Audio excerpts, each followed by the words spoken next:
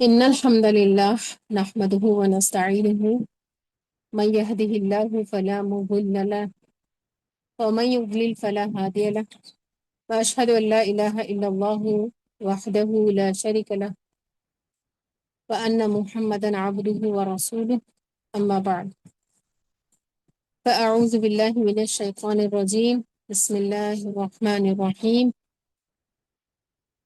وما أمروا إلا ليعبدوا الله مخلصين له الدين حنفاء ويقيموا الصلاة ويؤتوا الزكاة وذلك دين القيمة۔ اللہ سبحانہ و تعالیٰ فرماتے ہیں سورۃ البینہ آیت نمبر 5 ہے، وما امروا الا لیعبدوا اللہ مخلصین لہ الدین، حالانکہ انہیں فقط یہی حکم دیا گیا تھا کہ صرف اسی کے لیے اپنے دین کو خالص کرتے ہوئے اللہ کی عبادت کریں، ہر باطل سے جدا ہو کر حق کی طرف یکسوئی پیدا کریں اور نماز قائم کریں اور زکوٰۃ دیا کریں، اور یہی سیدھا اور مضبوط دین ہے۔ میری پیاری اسلامی ماں اور بہنوں، آج کا جو ہمارا عنوان ہے جو آپ سب تک پہنچایا گیا تھا، اسکرین پر بھی آپ کو نظر آ رہا ہے، وہ ہے اخلاص کی اہمیت۔ اخلاص تمام اعمال کی روح ہے، اور وہ عمل جس میں اخلاص نہ ہو اس جسم کے جیسا ہے جس میں روح نہ ہو۔ اخلاص عبادات میں، اعمال میں روح کی حیثیت رکھتا ہے۔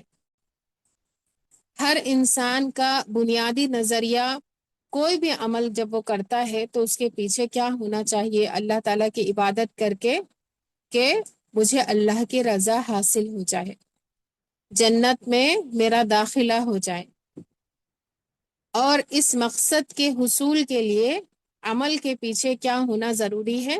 اخلاص۔ اللہ تعالیٰ کے ہاں جو اعمال ہم کرتے ہیں وہ کیسے معتبر ہوتے ہیں؟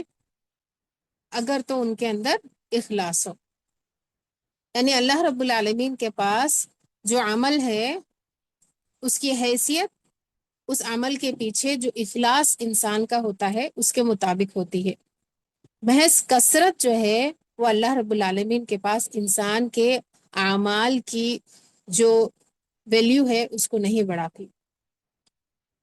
اللہ سبحانہ و تعالیٰ فرماتے ہیں سورۃ الملک میں، الذی خلق الموت والحیات لیبلوکم ایکم احسن عملا، اللہ وہ ذات ہے جس نے زندگی اور موت کو پیدا کیا تاکہ وہ تمہیں آزمائے کہ تم میں سے کون زیادہ اچھے عمل بجا لانے والا ہے۔ یعنی اللہ رب العالمین نے ہم سب کو یہ زندگی اور موت جو دی ہے یہ کس لیے ہے؟ تاکہ ہمیں آزمائے۔ کیا آزمایا جا رہا ہے؟ ایکم احسن عملا، کہ عمل میں کون احسن ہے، کس کا عمل سب سے اچھا ہے۔ تو احسن عمل کا معنی کیا ہے؟ اخلاص کے ساتھ کیا جانے والا عمل۔ اللہ رب العالمین اعمال کو یہاں پر اس آیت میں جانچنے کا تذکرہ کر رہے ہیں، کثرت کا ذکر نہیں ہے اس میں۔ کثرت اچھی بات ہے، ہونی چاہیے، انسان کو عمل کرنا چاہیے، زیادہ سے زیادہ کثرت سے نیک اعمال کو بجا لانے کی کوشش کرنی چاہیے، لیکن عمل کی جو قبولیت ہے اس کا دار و مدار انسان کے جو عمل کے پیچھے چھپا ہوا اس کا اخلاص ہے اس کے اوپر ہے۔ یعنی محض کثرت یا قلت کی وجہ سے کسی عمل کا معتبر ہونا یہ نہیں کہا جا سکتا۔ اب یہ نہیں کہہ سکتے کہ چونکہ یہ عمل بہت میں نے کثرت سے کیا ہوا ہے تو اسی لیے یہ بہت زیادہ معتبر ہے، نہیں، بلکہ اللہ رب العالمین کے پاس جو اجر و ثواب ہے وہ کیسے انسان کو ملتا ہے زیادہ؟ اس عمل کے پیچھے چھپے ہوئے اخلاص کی بنا پر۔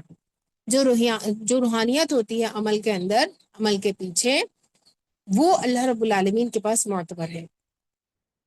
اخلاص کا مفہوم کیا ہے؟ اخلاص جو یہ لفظ ہے، دراصل اس کا جو مادہ ہے، اس کا جو روٹ ورڈ ہے وہ ہے خو لام صاد، خلصا یخلصو، اس کا مصدر ہے اخلاص۔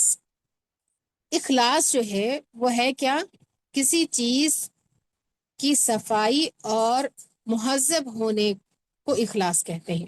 یعنی کسی چیز کی پاکی، کسی چیز کی صفائی، کسی چیز کا بہت زیادہ مہذب ہونا، اس کے اوپر یہ لفظ دلالت کرتا ہے اخلاص.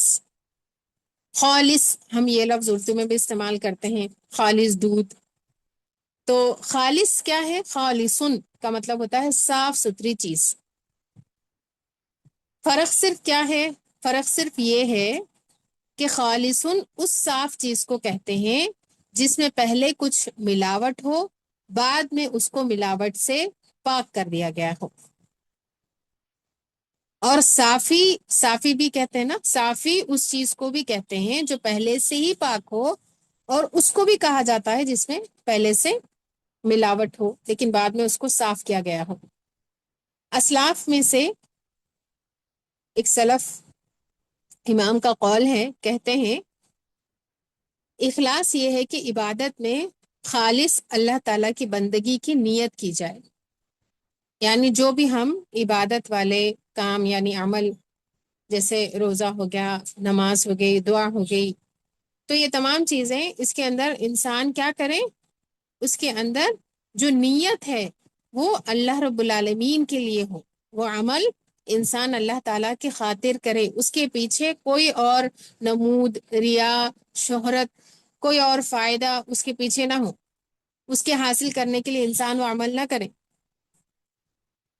بعض اسلاف یہ کہتے ہیں کہ نیت قول اور عمل کی صفائی کا نام ہے.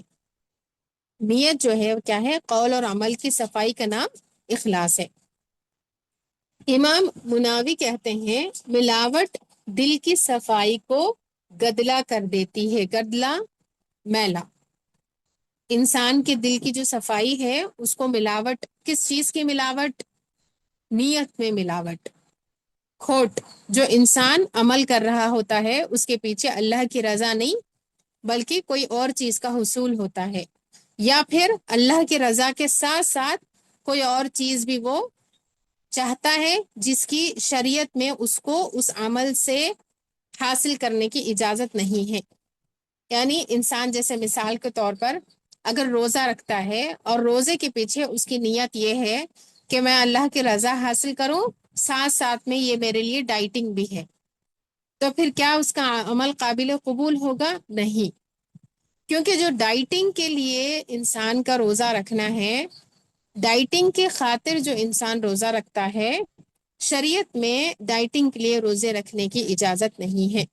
روزہ اگر انسان اللہ کی خاطر رکھے گا تو پھر انسان کا وہ عمل اللہ کی خاطر قبول کیا جائے گا اور اس پر اس کو ثواب بھی ملے گا. لیکن اس کے علاوہ اگر کوئی اور نیت سے انسان صدقہ دیتا ہے، نمود کے خاطر، ریا کے خاطر، شہرت کے خاطر، اور اللہ رب العالمین کی رضا بھی چاہتا ہے، تو پھر وہ جو عمل ہے وہ اللہ تعالیٰ کی رضا حاصل کرنے کے لیے فائدہ مند نہیں ہے، سود مند نہیں ہے، بلکہ اللہ ایسے عمل کو قبول ہی نہیں کرتا جس کے اندر ملاوٹ ہو، جس کے اندر انسان وہ عمل حاصل کرنے کے لیے اس چیز کو کرے جس کی شریعت نے اجازت نہیں دی ہے، جس کا اللہ رب العالمین کی طرف سے اجازت ہمیں جس کی نہیں ملی ہے. جیسے مثال کے طور پہ کچھ اعمال ایسے ہوتے ہیں جس میں شریعت کی طرف سے خود اجازت ہوتی ہے. یعنی مثال کے طور پر اجازت ہوتی ہے کا مطلب یہ ہے کہ شریعت میں خود اس عمل کے ساتھ اس نیت کو جوڑنے کی اس عمل کے ساتھ اس نیت کو جوڑنے کے بارے میں آتا ہے، کافی ساری احادیث میں آتا ہے. جیسے سورۃ البقرہ ہے، اب اس کو پڑھنے کے بارے میں نبی صلی اللہ علیہ وسلم نے کیا فرمایا؟ اس کو پڑھنا باعث برکت ہے. تو کیا انسان اللہ رب العالمین کی رضا کے ساتھ ساتھ برکت کے حصول کے لیے سورۃ البقرہ پڑھ سکتا ہے؟ جی پڑھ سکتا ہے. کیوں؟ کیونکہ شریعت میں خود بتایا گیا ہے. لیکن اگر کوئی انسان کوئی اور جس چیز کی شریعت نہیں بتاتا، سیکنڈری نیت جس میں ہم ساتھ ساتھ وہ رکھ سکتے ہیں جو شریعت میں جس کا ذکر آتا ہے، جو اللہ کے رسول صلی اللہ علیہ وسلم کے ذریعے سے ہم تک پہنچائی گئی ہے، لیکن اگر تو ایسی چیز نہیں ہے اور انسان اس کو اپنی طرف سے خود سیکنڈری نیت کے طور پر یہ عمل میں اللہ رب العالمین کی رضا کے ساتھ ساتھ کوئی اور سیکنڈری نیت بھی کرتا ہے، تو پھر وہ اللہ رب العالمین اس عمل کو قبول نہیں کرتا، بلکہ یہ عمل کیا ہے؟ ملاوٹ والا عمل ہے. تو ملاوٹ دل کی جو صفائی ہے اس کو گدلا کر دیتی ہے۔ اس دل کو صاف رکھنے کو اخلاص کہتے ہیں۔ تو بس جس چیز میں ملاوٹ کا خیال آئے تو پھر کیا کرنا چاہیے؟ چلیں، شیطان جو ہے نا بار بار یہ خیال ڈال رہا دل میں، بار بار میرے یہ خیال آ رہا ہے کہ میں یہ عمل جو ہے اللہ کی خاطر نہیں کر رہی ہوں بلکہ نمود و ریا کی خاطر کر رہی ہوں، تو میں اس کا سولوشن یہ نکالتی ہوں کہ میں اس عمل کو ہی چھوڑ دوں۔ جیسے اگر ایک انسان صدقہ خیرات کر رہا تھا، اب اس کے دل میں آ گیا نہیں نہیں تم تو صدقہ خیرات اس لیے کر رہے ہیں تاکہ تمہارا لوگوں میں نام ہو۔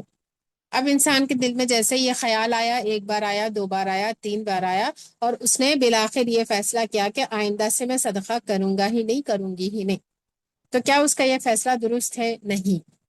جب ہمارے ذہن میں ملاوٹ کا خیال آئے تو اس چیز کو نہیں چھوڑنا، اس عمل کو نہیں چھوڑنا، بلکہ ملاوٹ سے اس کو پاک کرنا ہے، اپنی نیت کو خالص کر لینا ہے۔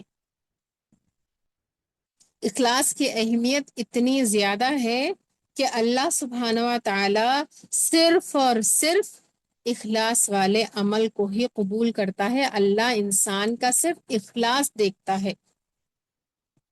تو کسی بھی چیز کی بنیاد، کسی بھی چیز کی اصل کیا ہوتی ہے؟ اس کی نیت ہوتی ہے، اور نیت میں کیا ہونا چاہیے؟ اخلاص ہونا چاہیے۔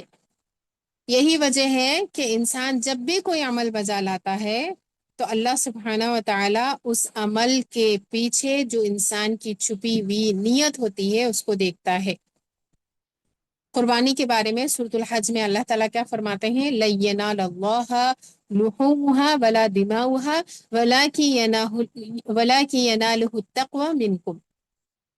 ہرگز نہ تو اللہ کو ان کی قربانیوں کا گوشت پہنچتا ہے اور نہ ہی ان کا خون، مگر اسے تمہاری طرف سے تقوی پہنچتا ہے۔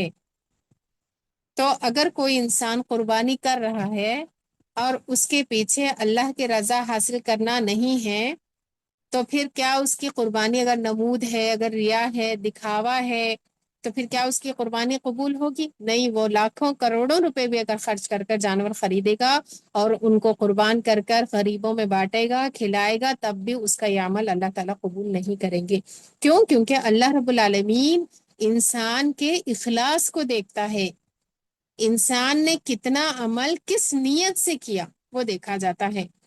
سیدنا ابو ہریرہ رضی اللہ عنہ سے روایت ہے، رسول اللہ صلی اللہ علیہ وسلم نے فرمایا، ان اللہ لا ينظر الى صورکم واموالکم ولكن ينظر الى قلوبکم واعمالکم۔ بے شک اللہ تعالیٰ تمہاری شکلوں اور تمہارے مالوں کی طرف نہیں دیکھتا بلکہ وہ تمہارے دلوں اور تمہارے عملوں کی طرف دیکھتا ہے۔ تو عمل کون سا قبول ہوگا؟ عمل کے قبولیت کے لیے 3 شرائط ہے۔ پہلی شرط، اللہ رب العالمین کی خاطر وہ عمل کیا گیا ہو۔ دوسری شرط، نبی صلی اللہ علیہ وسلم کے طریقے پر ہو، آپ صلی اللہ علیہ وسلم کے بتائے ہوئے طریقے کے مطابق ہو، تبھی وہ عمل قبول ہوگا۔ تو بے شک اللہ تعالیٰ تمہاری شکلوں اور تمہارے مالوں کی طرف نہیں دیکھتا بلکہ تمہارے دلوں کی طرف دیکھتا ہے۔ اور دل کیا ہے؟ نیتوں کا اماج کیا ہے؟ دل میں ہی انسان کی نیت ہوتی ہے نا۔ انسان کس عمل کو کس لیے کر رہا ہے وہ خیال اس کا دل میں ہی ہوتا ہے۔ اسی لیے ہمیں اپنے عمل کو اللہ کے لیے خالص کرنا چاہیے اگر ہم چاہتے ہیں کہ ہمارا عمل قبول ہو، کیونکہ اللہ رب العالمین نے جو دین ہمیں دیا ہے نا وہ بھی خالص ہے، اس کے اندر کوئی ملاوٹ نہیں ہے۔ تو اللہ تعالیٰ ہم سے چاہتا بھی یہی ہے کہ جب اس نے دین ہمیں خالص دیا ہے بغیر کسی ملاوٹ کے، تو ہم عمل بھی ویسا ہی کریں بغیر کسی ملاوٹ کے۔ اللہ سبحانہ و تعالیٰ سورۃ الزمر میں فرماتے ہیں، فَاعْبُدِ اللَّهَ مُخْلِصًا لَهُ الدِّينَ أَلَا لِلَّهِ الدِّينُ الْخَالِصُ۔ سو آپ اللہ کی عبادت اس کے لیے اطاعت اور بندگی کو خالص رکھتے ہوئے کیا کریں۔ سن لو، لوگوں سے کہہ دیجئے کیا، الا للہ الدین الخالص، سن لو اللہ کے لیے تو دین خالص ہی ہے۔ تو اس کا مطلب کیا ہوا کہ دین خالص ہے، اللہ تعالیٰ کے ہاں قابل قبول ہے۔ جس دین میں اخلاص نہ ہو وہ اللہ تعالیٰ کے ہاں قابل قبول ہے ہی نہیں۔ سیدنا ابو امامہ رضی اللہ عنہ فرماتے ہیں، ایک شخص نبی کریم صلی اللہ علیہ وسلم کے پاس آیا اور کہنے لگا، آپ کا خیال ہے جو شخص جنگ میں اس لیے شریک ہوا کہ اسے اجر اور ثواب بھی ملے اور شہرت بھی ملے، تو اللہ کے رسول اس کو کیا ملے گا؟ نبی صلی اللہ علیہ وسلم نے فرمایا لا شیء، اسے کچھ بھی نہیں ملے گا۔ اس آدمی نے یہ سوال 3 مرتبہ کیا کہ اللہ کے رسول، ایک شخص جنگ میں شریک ہوتا ہے، اس کی نیت ہے اجر و ثواب حاصل کرنے کی بھی، ساتھ ساتھ وہ شہرت بھی چاہتا ہے، تو اس کو کیا ملے گا؟ آپ صلی اللہ علیہ وسلم نے فرمایا اسے کچھ بھی نہیں ملے گا، وہ عمل رد ہے، اللہ قبول ہی نہیں کرے گا۔ نبی صلی اللہ علیہ وسلم سے اس نے 3 دفعہ پوچھا، اللہ کے رسول صلی اللہ علیہ وسلم نے ہر دفعہ یہی جواب دیا کہ اسے کچھ بھی نہیں ملے گا۔ پھر آپ صلی اللہ علیہ وسلم نے فرمایا ان اللہ لا يقبل من العمل الا ما كان له خالصا وابتغي به وجهه، بے شک اللہ تعالیٰ کوئی عمل قبول نہیں کرتا سوائے اس کے جو خالص ہو اور اس کے ساتھ اللہ کی رضا کو طلب کیا گیا ہو۔ تو سیکنڈری نیت، پہلے پرائمری نیت جو ہر عمل کے پیچھے ہونی چاہیے، وہ کیا ہونی چاہیے؟ اللہ رب العالمین کی رضا۔ ساتھ ساتھ انسان سیکنڈری نیت جیسے میں نے بتایا وہ رکھ سکتا ہے جو شریعت نے اجازت دی ہو، جو شریعت میں ہمارے لیے جس کے بارے میں رہنمائی ملتی ہو، جیسے کہ ابھی میں نے سورۃ البقرہ کی مثال دی ہے۔ لیکن اگر وہ نیتیں، وہ باتیں جو شریعت میں نہیں آتی ہیں، اگر ان کو ہم شامل کر لیتے ہیں اپنی نیت میں، تو پھر وہ عمل اللہ کے پاس قابل قبول نہیں ہوگا۔ جیسا روزے کے ساتھ ساتھ انسان یہ نیت کرے اللہ کی رضا کے ساتھ ساتھ روزے میں کہ میں دبلی پتلی بھی ہو جاؤں، تو پھر نہ تو اللہ کی رضا ملے گی، نہ ہی انسان کو جو ہے اس عمل کا کوئی ثواب ملے گا۔ تو اس سے کیا ثابت ہوا کہ دین کو اللہ کے لیے خالص کرنا، عمل کو اللہ کے لیے خالص کرنا انتہائی ضروری ہے۔ اللہ رب العالمین سورۃ البینہ میں فرماتے ہیں، جو شروع میں نے آیت تلاوت کی تھی کہ وما امروا الا ليعبدوا الله مخلصین له الدین حنفاء ویقیموا الصلاة ویؤتوا الزکاة وذلک الدین القیمہ۔ اس آیت میں اگر ہم غور کریں، اللہ تعالیٰ کیا فرما رہے ہیں؟ انہیں فقط یہی حکم دیا گیا تھا کہ صرف اسی کے لیے اپنے دین کو خالص کرتے ہوئے اللہ کی عبادت کریں، حق کی طرف یکسوئی پیدا کریں اور نماز قائم کریں اور زکوٰۃ دیا کریں، اور یہی سیدھا اور مضبوط دین ہے۔ تو یہاں پر اس آیت کے اوپر اگر ہم غور کریں گے تو اللہ تعالیٰ نے یہاں پر 5 چیزوں کا حکم دیا ہے اپنے بندوں کو۔ پہلی چیز کیا ہے؟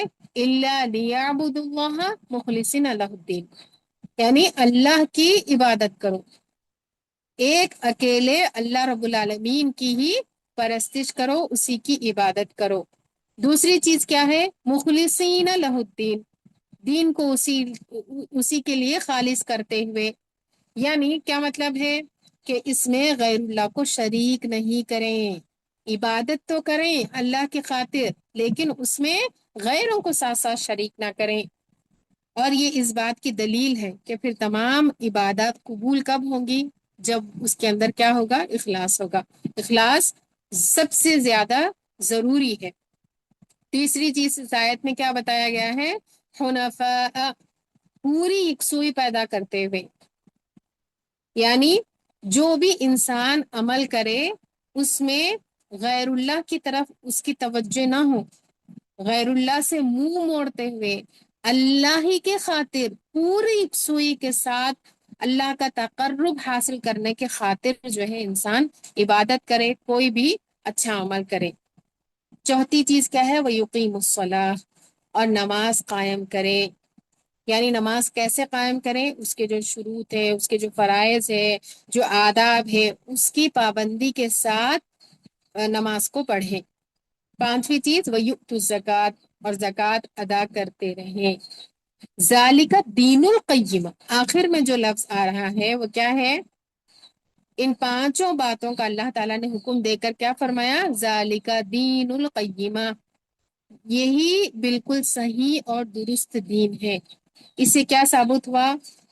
کہ اخلاص دین اسلام میں شرط کی حیثیت رکھتا ہے۔ شرط کا مطلب کیا؟ یعنی اخلاص ہے تو دین ہے، اخلاص نہیں ہے تو انسان کا دین بھی نہیں ہے۔ اخلاص سے اگر ہم زندگی بسر کریں گے تو وہ اخلاص والی زندگی ہی ہمیں کل قیامت کے دن اللہ رب العالمین کے پاس سرخرو کرے گی۔ دنیا میں ایسا ہوتا ہے نا، انسان دنیاوی فائدوں کے خاطر، دنیاوی مفاد کے خاطر، لوگوں کو خوش کرنے کی خاطر جو ہے اللہ رب العالمین کے لیے جو عمل کرنا چاہیے وہ ہم بندوں کی خاطر کرنا شروع کر دیتے ہیں۔ تھکتے ہیں تو بندوں کے خاطر تھکنا شروع کر دیتے ہیں۔ اگر وہی ہم اللہ کے خاطر تھکیں تو اللہ بھی راضی ہو جائے اور اللہ تعالیٰ بندوں کو بھی راضی کر دے۔ اللہ رب العالمین سورۃ الغافر میں فرماتے ہیں فَادْعُوا اللَّهَ مُخْلِصِينَ لَهُ الدِّينَ وَلَوْ كَرِهَ الْكَافِرُونَ، بس تم اللہ کی عبادت اس کے لیے اطاعت اور بندگی کو خالص کرتے ہوئے کیا کرو، یعنی اس میں کوئی ملاوٹ نہ ہو، شرک کی کوئی اس کے اندر آمیزش نہ ہو، اگرچہ کافروں کو ناگوار ہو۔ اس کا مطلب یہ ہوا کہ ہمیں ہر صورت میں اخلاص سے زندگی بسر کرنی چاہیے۔ مخلص ہو کر اگر ہم زندگی گزاریں گے، اگرچہ کتنی ہی مخالفتیں کیوں نہ ہمیں اس کا سامنا کرنا پڑے، لیکن اللہ رب العالمین کے پاس انسان سرخرو ہوگا۔ دنیا میں بھی اور آخرت میں بھی انسان کی کامیابی کے لیے ضروری ہے کہ انسان اپنے آپ کو مخلص بندہ بنائے۔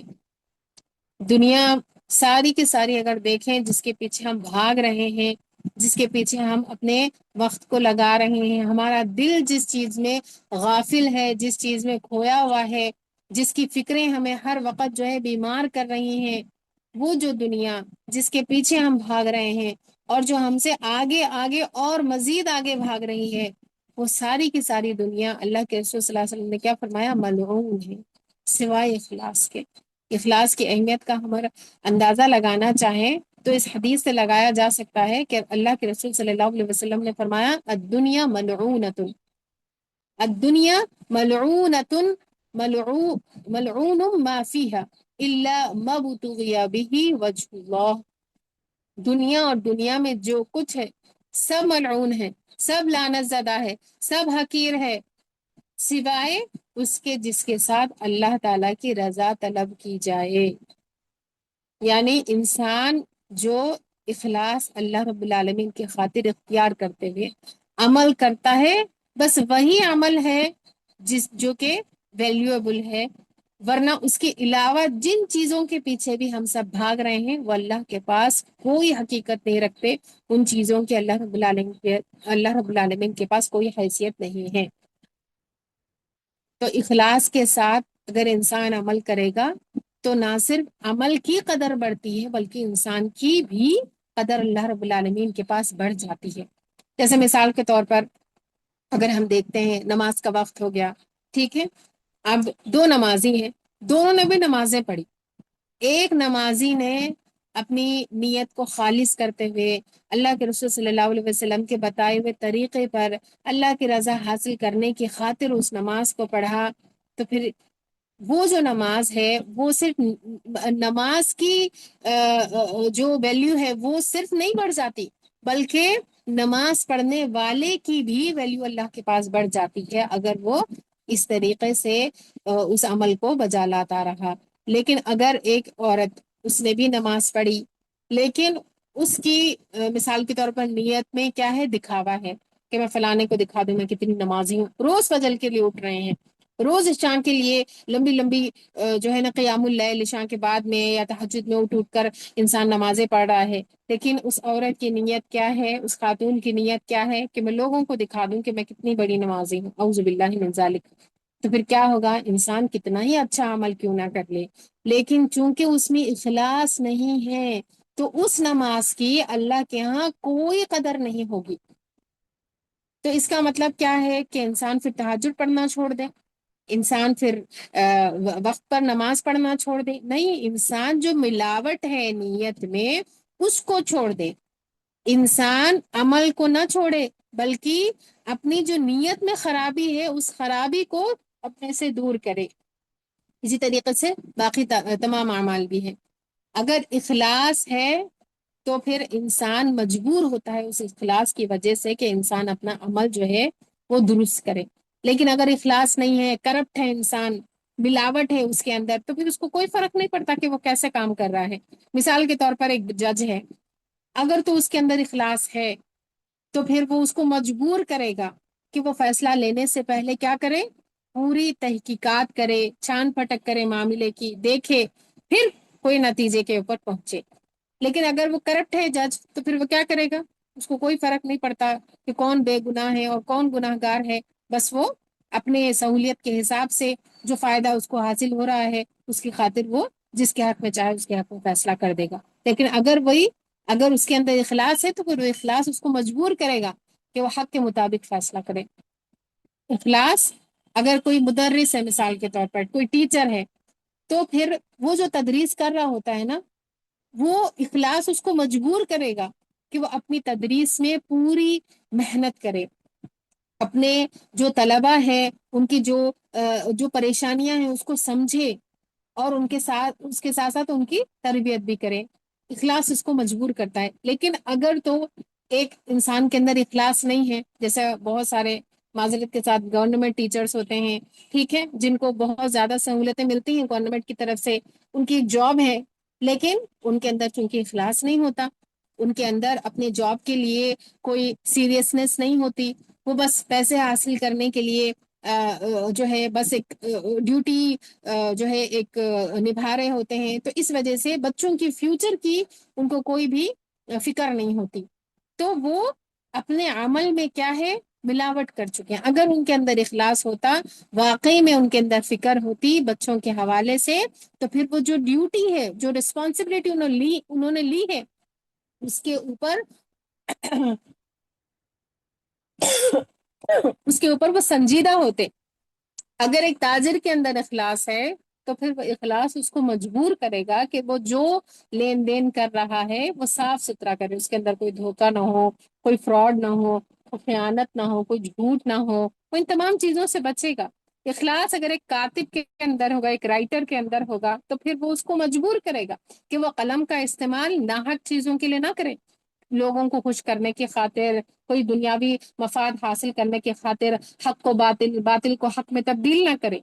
اگر اخلاص ایک مالدار آدمی کے اندر ہو تو پھر وہ اخلاص اس کو مجبور کرتا ہے کہ وہ ریاکاری کے بغیر اس مال کو جو ہے اللہ کی راہ میں مساکین کی خاطر یا فقراء کے اوپر جو ہے اس کو خرچ کرے، اور کسی کو پتہ بھی نہ چلے کہ اس نے کیا کچھ کیا ہے۔ اخلاص اگر ایک ملازم کے اندر ہو تو پھر وہ مجبور کرتا ہے کہ وہ ڈیوٹی ٹائم کو پورا کرے، اس کو بیچ میں چھوڑ کر نہ جائے، یا ڈیوٹی ٹائم میں کوئی اور گپے مارنا، کوئی اور ایسا کام کرنا جو ڈیوٹی کے خلاف ہے، وہ اس چیز سے اس کو روکتی ہے۔ اخلاص اگر ایک نوکر کے اندر ہو تو پھر وہ مجبور کرتا ہے کہ وہ اپنے مالک کی خیر خواہی کرے، مالک اس کو دیکھ رہا ہو نہیں دیکھ رہا ہو، مالک کے مال کی، مالک کے عزت کی، مالک کے جو ہے بھروسے کی وہ حفاظت کرتا ہے۔ اخلاص جس بھی آدمی کے اندر ہو، اگر ایک عبادت کرنے والے کے اندر اخلاص ہو تو پھر وہ کیا کرے گا، اس بندے کو مجبور کرے گا کہ وہ جو بھی عمل کرے، عبادت میں وہ جو بھی عمل کرے، انجام دے، تو پھر وہ صرف اور صرف اللہ رب العالمین کی خاطر کرے۔ اخلاص ہر آدمی کو مجبور کرتا ہے کہ وہ ہمیشہ حق والوں کا، حق کا ساتھ دے، اور جو ظالم ہیں، جو ظلم کرنے والے ہیں، جو باطل لوگ ہیں، مجرم ہیں، ان کا ساتھ نہ دے، ان کا دفاع بھی نہ کرے۔ تو اخلاص نہ صرف ایک عبادت گزار بندے کے لیے بلکہ جس بھی شخص کے اندر ہوگا وہ اس کی تربیت کرتا ہے، اس کو حق اور باطل میں فرق سکھاتا ہے۔ اخلاص نہ صرف حقوق اللہ بلکہ حقوق العباد کی جو ذمہ داریاں ہیں اس کو بھی کما حق ادا کرنے کے اوپر انسان کو آمادہ کرتا ہے، اس میں جو کمی کوتاہی ہے اس سے انسان کو باز رکھتا ہے، انسان کو بچا لیتا ہے اگر تو انسان کے اندر اخلاص ہوتا ہے۔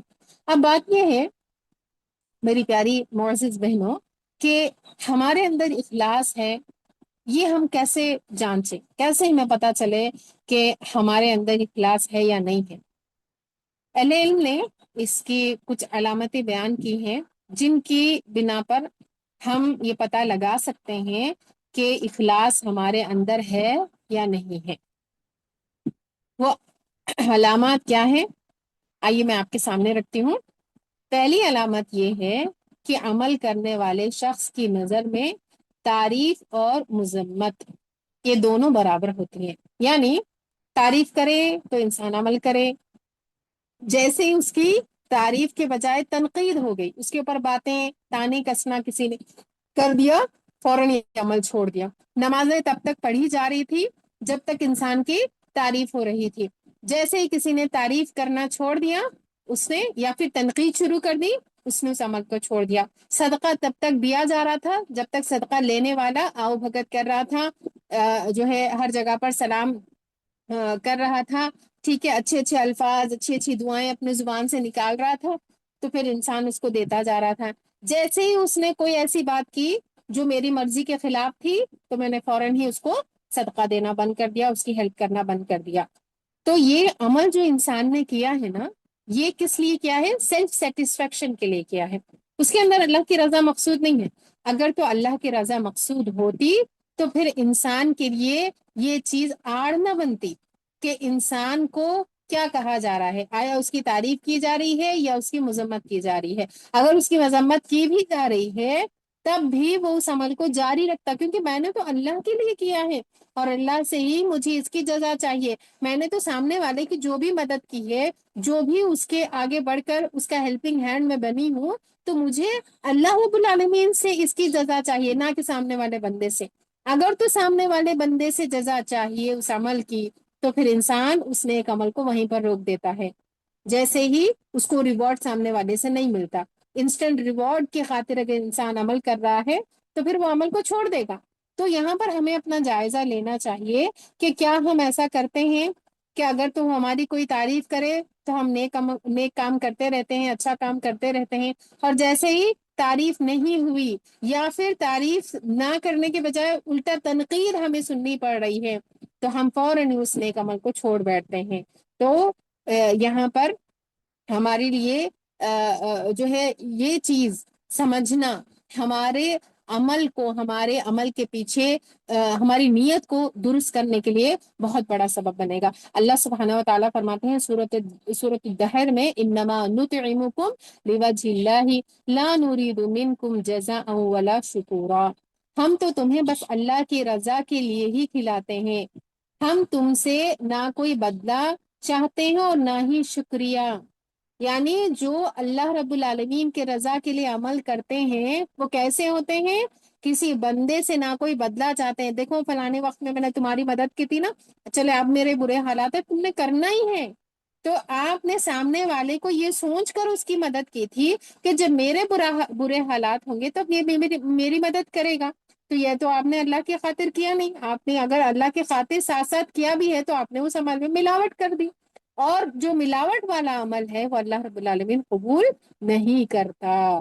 تو اللہ کیا کہتے ہیں؟ لا نرید منکم جزاء ولا شکورا، نہ وہ تم میں سے کسی سے کوئی بدلہ چاہتے ہیں عمل کے پیچھے، نہ ہی وہ شکریہ تک نہیں چاہتے۔ دوسری علامت کیا ہے؟ عمل کے ثواب کی آخرت میں امید رکھنا کہ مجھے اس عمل کی جو جزا ہے وہ اللہ تعالیٰ سے آخرت میں ملے گی، نہ کہ دنیا میں انسان عمل کرے فوراً ہی انسٹنٹ جو ہے ریوارڈ چاہے۔ جیسے بعض لوگ انسٹنٹ ریوارڈ کیا ہے؟ تعریف چاہتے ہیں، یا بعض لوگ جیسے کسی کو ہیلپ کر دیتے ہیں، صدقہ خیرات کسی کو کر دیتے ہیں تو ساتھ ہی بول دیتے ہیں آپ میرے لیے دعا کر دیجئے۔ یاد رکھیے یہ جو دعائیاں آپ نے التجا سامنے رکھی ہے نا سامنے والے کے کہ آپ میرے لیے دعا کر دیجئے، دعا کی التجا جو آپ نے رکھی ہے، تو یہ بھی اس عمل کا بدلہ ہی ہے۔ کافی سارے اسلاف نے اس کو بھی بدلہ ہی قرار دیا ہے۔ تو ہمیں کسی سے کوئی بھی توقع نہیں رکھنی، کوئی بھی اپنی طرف سے فرمائش نہیں کرنی کہ آپ میرے لیے یہ کر دیجئے یہ کر دیجئے کیونکہ میں نے آپ کے لیے یہ کیا ہے۔ تو وہ چیز جو انسان جو چاہ رہا ہے وہ اس عمل کی جزا ہے، اس کا بدلہ ہے۔ تو ہمیں اپنے اعمال کی جو بدلہ ہے، جو ثواب ہے، اس کی جو امید ہے وہ آخرت کے حوالے سے ہمیں ہونی چاہیے۔ آخرت میں اللہ رب العالمین ضرور مجھے اس عمل کا بدلہ دے گا، اس چیز کی ہمیں امید رکھ کر عمل کرنا چاہیے۔ اگر تو ہم ایسا کر رہے ہیں تو اس کا مطلب ہمارے اندر اخلاص ہے، ورنہ نہیں۔ تیسری علامت ہے لوگوں کی نظروں سے اوجھل ہو کر چھپ کر انسان عمل کرنے کی کوشش کرتا ہے۔ اگر تو ہمارے اندر یہ چیز ہے تو پھر ہمارے اندر اخلاص ہے. اگر ہمارے اندر یہ چیز نہیں ہے اور ہمارا دل یہ ہوتا ہے کہ فلانا بھی دیکھ لے فلانا بھی دیکھ لے، اور کسی نے نہیں دیکھا، خود ہی جا کر اپنے منہ سے زبان سے بول بول کر انسان بتاتا ہے دیکھا تمہیں معلوم ان کے گھر میں ایسا تھا، تو میں نے جب ان کی مدد کی تھی ان کے حالات ایسے تھے، میں نے ان کے لیے یہ کیا تھا. تو پھر یہ دراصل کیا ہے، انسان کا جو اپنے عمل کا اظہار کر رہا ہے لوگوں کے سامنے، جو اپنے آپ کے بڑپن کو بتانا چاہ رہا ہے، اپنی اپنی نیکی کا ایک طریقے سے پرچار کر رہا ہے، تو یہ جو عمل انسان نے کیا ہے وہ کس لیے کیا تھا؟ تاکہ لوگ اس کو جانیں. تو اخلاص تو نہیں ہوا. تو پھر اخلاص جب اندر ہمارے نہیں ہے تو پھر وہ عمل بھی ہم قابل قبول اللہ کے پاس نہیں ہے. تو تیسری چیز کیا ہے، لوگوں کی نظروں سے بچ کر انسان جو کام کرے اس کو کرنے کی کوشش کرے. اور اگر تو وہ ظاہر میں کر بھی رہا ہے، بعض دفعہ ایسا ہو جاتا ہے نا، جیسے مجلس میں ہم بیٹھے ہوئے ہیں، اب کسی انسان نے آپ کو سامنے ہی سے کوئی ہیلپ مانگ لی آپ سے، اور آپ قادر تھے اس چیز کو کرنے کے اوپر، آپ نے کر دیا، ٹھیک ہے، اب سب کے سامنے وہ آپ نے ہیلپ کر دی، تب انسان اب چھپا کر نہیں کر سکتا نا. تو انسان کو اب یہ نہیں سوچنا چاہیے کہ وہاں پر اچھا یہ تو سارے لوگ دیکھ رہے ہیں تو اس لیے میں عمل ہی نہ کروں. نہیں، اس ٹائم پہ آپ کی نیت نہیں ہے کہ لوگ دیکھیں، لوگوں کو معلوم ہو، لوگ اس کی وجہ سے آپ کی عزت کرے، یا آپ کے اس عمل کی وجہ سے آپ کی تعریف کی جائے، آپ کی نیت نہیں ہے. تو پھر اگر لوگوں میں بھی انسان دکھاوا کرتے ہوئے بھی اس عمل کو کر رہا ہے تو پھر اس کے لیے وہ نقصان دہ چیز نہیں ہے. جیسے مثال کے طور پر کئی بار آپ بیٹھے ہوئے ہیں، ایک دم سے کوئی مانگنے والا آ گیا اور آپ نے اس کو اب سامنے ہی انسان کو دے سکتا ہے اس وقت میں نا، اب آپ نے 50 کے نوٹ یا 100 بھی جتنے پاس آپ کے تھے اتنے آپ نے نکال کر اس فقیر کو دے دیے مثال کے طور پر، اور آپ کے بہن تھے ساتھ میں، آپ کے فیملی والے تھے یا کوئی بھی اور تھے، انہوں نے آپ کو دیکھ لیا صدقہ کرتے ہوئے، خیرات کرتے ہوئے. تو اب انسان یہ جو عمل کر رہا ہے نا، دکھا کر جو کر رہا ہے، تو کیا یہ کرنا اس کے لیے جائز نہیں ہے؟ نہیں، جائز ہے. اس کے پیچھے یہ ہے کہ آپ کی نیت یہ نہیں تھی کہ میں سامنے اس لیے کروں تاکہ یہ لوگ مجھے دیکھیں اور مجھے نیک سمجھیں، بلکہ ایک سچویشن ایسی تھی وہاں پر آپ دکھا کر اس چیز کو کر سکتے تھے تو آپ نے کر دیا. ہاں، بعض دفعہ ایسے حالات نہیں بھی ہوتے، وہاں پر بھی اگر انسان کوئی عمل کا اظہار کرتا ہے یا پھر یہ ہے کہ کوئی عمل دکھا کر انسان کرتا ہے اور اس کے پیچھے نیت یہ ہے کہ لوگ مجھے دیکھ کر آگے بڑھ کر وہ بھی اس نیک عمل کو کریں، تو پھر تبھی بھی جائز ہے. لیکن اگر انسان اس لیے عمل کرتا ہے کہ لوگ دیکھیں اور میرے اس عمل کی وجہ سے میری تعریف ہو، یا پھر فلاں فلاں مجھے فائدہ مل جائے، تو پھر وہ عمل اللہ کے پاس قابل قبول نہیں ہے. تو سیدنا سعد بن ابی وقاص رضی اللہ عنہ صحابی رسول بیان کرتے ہیں کہ میں نے رسول اللہ صلی اللہ علیہ وسلم سے سنا، آپ فرما رہے تھے ان اللہ یحب العبد التقی الغنی الخفی، بے شک اللہ تعالیٰ اس بندے سے محبت کرتا ہے جو پرہیزگار ہو، متقی ہو، اور الغنی لوگوں سے بے نیاز ہو، کسی کی مدد کر رہا ہے، کوئی لوگوں کے ساتھ میں اچھا معاملہ کر رہا ہے، کسی کے ساتھ اچھی بات ہی کر لی مسکرا کے، کسی کی ہیلپ ہی کر دی، پیچھے اس کی کوئی نیت نہیں ہے کہ سامنے والے سے مجھے یہ مل جائے، وہ مل جائے، یہ فائدہ مل جائے، یا پھر وہ میری ریسپیکٹ کرے، کوئی بھی اور نیت نہیں ہے، بے نیاز ہے سامنے والے کے عمل سے. تیسری چیز الخفی، چھپ چھپ کر عبادت کرتا ہو. اگر تو ایسا ہے، ہمارا عمل ایسا ہے کہ ہم لوگوں سے چھپ چھپ کر اپنی نیکیوں کو کرنے کی کوشش کرتے ہیں، چھپا کر اپنے عمل کو رکھنے کی کوشش کرتے ہیں، اپنے عمل کو ظاہر کرنے سے بچتے ہیں، تو پھر یہ سمجھ لیجیے کہ ہمارے اندر اخلاص ہے. ورنہ اگر تو اس کے برعکس معاملہ ہے تو پھر انسان کے اندر اخلاص نہیں ہے. چوتھی علامت کیا ہے؟ انسان کا ظاہر اور باطن ایک جیسا ہو. ظاہر میں کچھ اور، باطن میں کچھ اور، یہ نفاق ہے جو اخلاص کے منافی، اخلاص کے اپوزٹ ہے. اگر تو یہ ہے انسان کے اندر تو پھر انسان جتنا بھی عمل کر لے، سونے کا پہاڑ ہی کیوں نہ خرچہ کر دے، لیکن اللہ رب العالمین کے پاس وہ عمل قابل قبول نہیں ہوگا. اللہ سبحانہ وتعالیٰ کا فرمان ہے یقولون بألسنتہم ما لیس فی قلوبہم، وہ اپنی زبانوں سے ایسی باتیں کرتے ہیں جو ان کے دلوں میں نہیں ہوتی. تو اپنا ظاہر اور باطن دونوں کو یکساں کرنے کی کوشش کرنی ہے. بٹرنگ کرنے کے لیے بعض لوگ ایسے ہوتے ہیں نا، اندر دل میں کچھ ہوتا ہی نہیں، اور اتنی تعریفیں زبان سے اعوذ باللہ، اتنی تعریف کس لیے؟ یہ جو عمل ہے یہ نفاق کی علامت ہے. اور جس عمل کے اندر نفاق شامل ہو تو پھر نفاق کیا ہے؟ ایک مرض کی طرح ہے، وہ بڑھتا جاتا ہے انسان کے اندر، وہ آگے سے آگے بڑھتا چلا جاتا ہے، اور انسان کے پورے دل کو جو ہے وہ نفاق سے بھر دیتا ہے۔ اور جب انسان کے اندر پورا اس کا دل پورا جب نفاق سے بھر جاتا ہے، تو پھر یہی چیز اصل میں تو منافقت ہے۔ اور منافق جو ہے قیامت کے دن جہنم میں سب سے نچلے گڑھے میں ہوگا۔ منافق کا مطلب کیا ہوتا ہے؟ مثال کے طور پر اگر میں جو ہے موٹے الفاظ میں اگر میں بیان کروں، تو منافق کا مطلب ہوتا ہے دکھاوے کا مسلمان۔ منافق وہ جو صرف دکھاوے میں نیک ہے، اصل میں نیک نہیں ہے۔ پانچویں چیز کیا ہے؟ پانچویں علامت اعمال صالحہ کی قبولیت نہ ہونے کا ڈر۔ جس شخص کے اندر یہ ڈر پایا جاتا ہے نا، تو پھر اس کا مطلب یہ ہے کہ اس کے اندر اخلاص ہے۔ اگر تو اس کے اندر یہ نہیں ہے کہ میرا عمل قبول ہوتا ہے یا رد ہوتا ہے، اگر اس کے اندر اس بات کی فکر نہیں ہے، تو اس کا مطلب یہ ہے کہ اس کے اندر اخلاص نہیں ہے۔ چھٹی چیز کیا ہے؟ خود پسندی، غرور، تکبر سے وہ بچے، کیونکہ جس شخص میں اخلاص نہیں ہوتا نا، تو پھر اس کے اندر گھمنڈ، خود پسندی، خود کو اپنے آپ کو بہت بڑی چیز سمجھنا، غرور، تکبر، اس میں وہ مبتلا رہتا ہے۔ تو گویا یہ تمام چیزیں جو میں نے آپ لوگوں کے سامنے بیان کی ہیں، ان سب سے اجتناب کرنا، یہی کیا ہے؟ خود پسندی سے، غرور سے، تکبر سے، یہی کیا ہے؟ اخلاص ہونے کی علامت ہے۔ اگر تو انسان عمل صرف اللہ کے خاطر کرتا ہے، تو اس کا مطلب اس کے اندر اخلاص ہے، اور وہ عمل نہ اس میں کوئی تعریف کسی سے چاہتا ہے، نہ ہی مذمت کرنے پر وہ عمل کو چھوڑ دیتا ہے۔ دوسری بات کیا ہے؟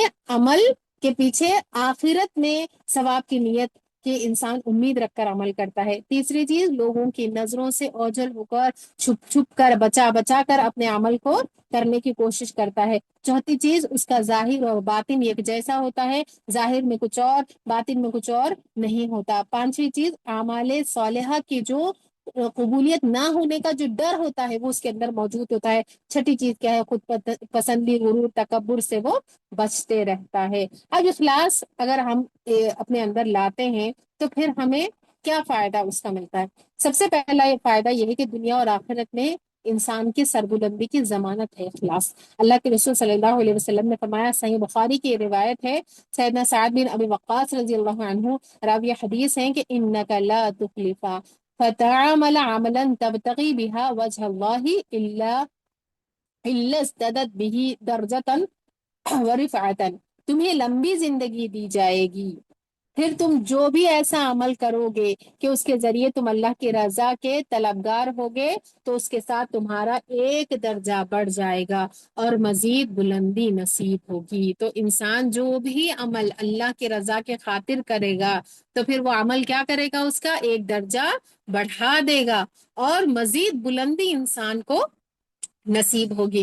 غموں سے، خوف سے نجات کا سبب بھی یہ اخلاص۔ اللہ رب العالمین کا فرمانا ہے سورۃ البقرہ میں، اللہ تعالیٰ فرماتے ہیں، بلا من اسلم وجہہ للہ وہو محسن فلہ اجرہ عند ربہ ولا خوف علیہم ولا هم یحزنون۔ سنو، جو بھی اپنے آپ کو اللہ کے سامنے جھکا دے اور وہ اخلاص اور اتباع سنت کے ساتھ اچھی طرح عمل کرنے والا بھی ہو، تو اس کے لیے اس کے رب کے ہاں اجر ہے، اور ایسے لوگوں پر کوئی خوف ہوگا اور نہ ہی وہ غمزدہ ہوں گے۔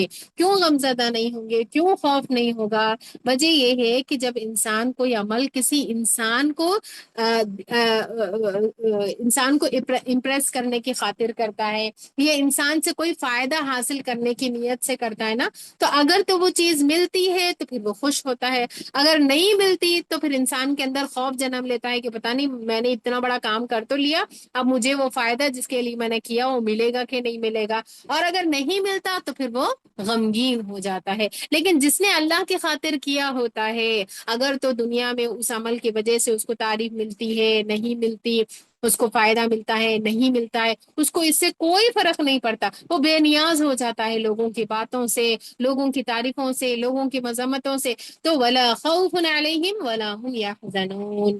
اور برائی اور بے حیائی سے انسان کو بچنے کی بھی توفیق ملتی ہے۔ مخلص بندوں کو اللہ رب العالمین دنیا میں برائیوں سے، بے حیائی کا جو کام ہے ان سے بچا لیتا ہے۔ اللہ تعالیٰ جیسا سیدنا یوسف علیہ السلام کے بارے میں کیا فرماتے ہیں، سورۃ یوسف میں آتا ہے وَلَقَدْ هَمَّتْ بِهِ وَهَمَّ بِهَا لَوْلَا أَن رَأَىٰ بُرْهَانَ رَبِّهِ كَذَٰلِكَ لِنَصْرِفَ عَنْهُ السُّوءَ وَالْفَحْشَاءَ إِنَّهُ مِنْ عِبَادِنَا الْمُخْلَصِينَ۔ چنانچہ اس عورت نے یوسف کا قصد کیا اور وہ بھی اس کا قصد کر لیتے، یعنی ارادہ کر لیتے، یوسف علیہ السلام بھی اس عورت کی طرف بڑھ جاتے اگر اپنے رب کی برہان نہ دیکھ لیتے۔ اس طرح ہم نے انہیں اس برائی اور بے حیائی سے بچا لیا کیونکہ وہ ہمارے مخلص بندوں میں سے تھے، مخلصین میں سے تھے۔ تو اگر ہم بھی مخلص ہو جائیں گے، اخلاص اپنے اندر پیدا کریں گے، تو اللہ رب العالمین ہمیں بھی برائیوں سے، بے حیاؤں سے اللہ تعالیٰ بچنے کی توفیق دے دے گا۔ اللہ تعالیٰ ہمیں بچا لیتا ہے۔ شیطان کے شر سے بھی انسان کی حفاظت ہوتی ہے اخلاص کی وجہ سے۔ اللہ رب العالمین فرماتے ہیں سورۃ الحجر میں ہے قال ربی بما اغویتنی لأزینن لهم فی الارض ولأغوینہم اجمعین الا عبادک منہم المخلصین۔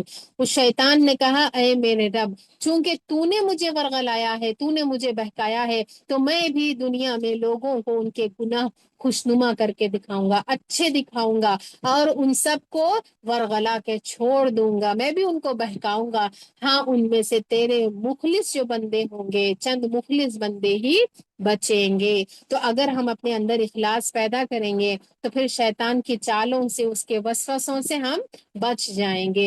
اخلاص کے ذریعے سے ہمارے دلوں کی طہارت بھی ہوتی ہے۔ سیدنا عبداللہ بن مسعود رضی اللہ عنہ کی حدیث ہے کہ رسول اللہ صلی اللہ علیہ وسلم نے فرمایا ثلاث لا یغل علیہن قلب مسلم اخلاص العمل للہ ومناصحة أئمة المسلمين ولزوم جماعتهم فإن دعوة تحيط من ورائهم۔ اور تین چیزیں ایسی ہے کہ جن کی موجودگی میں مومن کے دل میں کینہ داخل نہیں ہوتا۔ تین چیزیں اگر ہمارے اندر ہے تو پھر کسی کے لیے کینہ کیا ہوتا ہے؟ کینہ ہوتا ہے چھپا ہوا بغض، اندر انسان کے دل میں کہیں پر کونے میں چھپی ہوئی جو دشمنی ہوتی ہے اس کو کینہ کہتے ہیں۔ تو اگر تو یہ تین چیزیں ہیں ہمارے اندر تو پھر کیا ہوگا؟ ہمارے دل میں کینہ داخل نہیں ہو سکتا۔ پہلی چیز کیا ہے؟ اللہ کے لیے عمل خالص کرنا، دوسرا مسلمانوں کے سربراہوں سے خیر خواہی کرنا، اور تیسری چیز ان کی جماعت میں بہرحال شامل رہنا، کیونکہ ان کی دعوت ان سب کو محیط ہوتی ہے۔ یعنی دعوت اسلام کیا ہے؟ یہ سب کا احاطہ کیا ہوئے ہے۔ پھر فرقہ بندی سے اگر انسان محفوظ رہتا ہے، جماعت کے ساتھ مل کر رہتا ہے، تو پھر کیا ہوتا ہے؟ یہ چیز اس کے اندر کینے کو داخل نہیں ہونے دیتی، اور اللہ رب العالمین کے عذاب سے نجات کا ذریعہ بھی ہے۔ اللہ سبحانہ وتعالیٰ سورۃ الصافات میں فرماتے ہیں وَلَقَدْ ضَلَّ قَبْلَهُمْ أَكْثَرُ الْأَوَّلِينَ وَلَقَدْ أَرْسَلْنَا فِيهِمْ مُنذِرِينَ فَانظُرْ كَيْفَ كَانَ عَاقِبَةُ الْمُنذِرِينَ إِلَّا عِبَادَ اللَّهِ الْمُخْلَصِينَ۔ سورۃ الصافات میں آتا ہے ان سے پہلے بھی بہت سے لوگ بہک چکے ہیں جن میں ہم نے ڈرانے والے رسول بھیجے تھے، لہٰذا آپ دیکھ لیں کہ جنہیں ڈرایا گیا تھا ان کا انجام کیا ہوا، سوائے اللہ کے مخلص بندوں کے۔ اللہ رب العالمین کا عرش کا سایہ بھی انسان کو نصیب ہوتا ہے۔ اللہ تعالیٰ کہ عرش کا سایہ اس دن صرف وہی ہوگا، اس کے علاوہ کوئی بھی سایہ قیامت کے دن موجود ہی نہیں ہوگا۔ تو جو انسان ریاکاری سے بچے گا، اپنے صدقہ خیرات کو، اپنے اعمال کو چھپا کر کرے گا، یا ان کو چھپا کر رکھے گا، اللہ کی رضا کی خاطر اعمال کو کرے گا، تو پھر قیامت کے روز ایسے انسان کو عرش الہی کا سایہ نصیب ہوگا۔ اللہ کے رسول صلی اللہ علیہ وسلم نے فرماتے ہیں سبعۃ یظلهم اللہ فی ظلہ یوم لا ظل الا ظلہ ورجل تصدق بصدقة فأخفاها حتى لا تعلم شماله ما تنفق يمينه۔ 7 قسم کے لوگوں میں اللہ تعالیٰ اپنے عرش کے سائے تلے ان کو جگہ دے گا جس دن اس کے سائے کے سوا کوئی اور سایہ نہ ہوگا۔ ان میں سے ایک وہ شخص ہے جس نے اس طرح خفیہ طور پر صدقہ کیا کہ اس کے بائیں ہاتھ کو بھی نہیں پتا چلا کہ اس کے دائیں ہاتھ نے آگے کیا خرچ کیا۔ اسی طریقے سے جہنم کے عذاب سے انسان کو نجات ملے گی، جنت میں انسان کو داخلہ حاصل ہوگا۔ اللہ سبحانہ وتعالیٰ سورۃ الصافات میں فرماتے ہیں انکم لذائق العذاب العلیم وما تجزون الا ما ما كنتم تعملون إلا عباد الله المخلصين أولئك لهم رزق معلوم فواكه وهم مكرمون في جنات النعيم على سرر متقابلين يطاف عليهم بكأس من معين بيضاء لذة للشاربين لا فيها غول ولا هم عنها ينزفون وعندهم قاصرة الطرف عين كأنهن بيض مكنون یقیناً تمہیں دردناک عذاب چکھنا ہے اور تمہیں تمہارے اعمال کا ہی بدلہ دیا جائے گا، یعنی جو ہم کریں گے بس وہی اسی کا بدلہ اللہ تعالیٰ دیں گے. ایسا نہیں ہے کہ جو ہم نے نہیں کیا ہو وہ تمام گناہ بھی ہمارے نام اعمال میں شامل کر دیے جائے، یا جو نیکیاں ہم نے کی ہیں اللہ رب العالمین اس کی ہمیں جزا نہ دے، اس کا ہمیں ثواب نہ دے، سوائے اللہ کے مخلص بندوں کے. انہی کے لیے ہمیشہ باقی رہنے والی روزی مقرر ہے، انواع اور اقسام کے پھل اور وہ نعمتوں والی جنت میں معزز اور مکرم ہوں گے، آمنے سامنے تختوں پر بیٹھے ہوں گے، انہیں بہتی ہوئی شراب کا جام پیش کیا جائے گا، وہ شراب سفید اور پینے والوں کے لیے لذیذ ہوگی، نہ اس سے سر چکرائے گا اور نہ ہی ان سے ان کی عقل ماری جائے گی، اور ان کے پاس نیچی نگاہ رکھنے والی بڑی آنکھوں والی حوریں ہوں گی جو چھپائے ہوئے انڈوں کی مانند نہایت خوبصورت ہوں گی. تو اخلاص کے ساتھ عمل کرنے والوں کو اللہ رب العالمین نہ صرف جنت میں داخلہ دیں گے بلکہ جنت میں کئی زیادہ نعمتوں سے بھی اللہ رب العالمین کو نوازیں گے اور جہنم کے عذاب سے بھی انسان کو بچا لیں گے. اسی طریقے سے جو انسان اخلاص کے ساتھ عمل کرے گا وہ عمل نہ صرف قبول ہوگا بلکہ انسان کے درجات کی بلندی کا سبب بنے گا. اگر مخلص بندہ مثال کے طور پر بیمار بھی ہو جاتا ہے حالت سفر کی وجہ سے، اگر کوئی وہ کام نہیں کر پاتا جو عام دنوں میں وہ کر رہا ہوتا ہے، تو یاد رکھیے حالت اقامت صحت میں جو کام کر رہا ہوتا ہے نا، وہ عمل اس کی بیماری میں بھی، اس کے سفر کے حال میں بھی وہی عمل اللہ تعالیٰ فرشتوں کے ذریعے سے لکھوا دیتے ہیں. اخلاص کے سبب سے اللہ سبحانہ و تعالیٰ کی مدد انسان کو ملتی ہے، دنیا اور آخرت کی مصیبتوں سے انسان کو نجات ملتی ہے. اخلاص انسان کو گمراہ ہونے سے بچا لیتا ہے، اخلاص انسان کی ہدایت میں اضافے کا سبب بنتا ہے، اخلاص لوگوں میں نیک نامی کے جو ہے ثمرات کا سبب بنتا ہے، دل کا اطمینان، نیک بختی کا انسان کے اندر احساس پیدا ہوتا ہے، دل میں ایمان جو ہے بڑھتا ہے انسان کا اخلاص کے ساتھ میں، حسن خاتمہ انسان کو نصیب ہوتا ہے، دعاؤں کی قبولیت انسان کو حاصل ہوتی ہے، قبر میں انسان کو نعمتیں، شادمانی، اس کی بشارتیں انسان کو ملتی ہیں. تو ہمیں کیا کرنا چاہیے؟ اپنا عمل کو، اپنے قول کو اللہ رب العالمین کے ساتھ، اللہ رب العالمین کے رضا کے لیے خالص کر لینا چاہیے. جو بھی عمل ہم کریں اللہ رب العالمین کی رضا کی خاطر کریں. اخلاص کا اللہ سبحانہ و تعالیٰ سے سوال کرتے رہیں کہ اللہ تعالیٰ ہمیں مخلص بندوں میں شامل فرما لیں. آخر میں اللہ تعالیٰ سے دعا ہے کہ اللہ سبحانہ و تعالیٰ ہم سب کے گناہوں سے درگزر فرمائے. اللہ رب العالمین ہم سب کو تقوی نصیب فرمائے. اللہ رب العالمین ہم سب کو مخلص بندوں میں شامل فرما لے. آمین. وآخر دعوانا ان الحمد للہ رب العالمین وما علینا الا البلاغ المبین. سبحانك اللهم وبحمدك أشهد أن لا إله إلا أنت أستغفرك وأتوب إليك. بارك الله فيكم. السلام عليكم ورحمة الله وبركاته.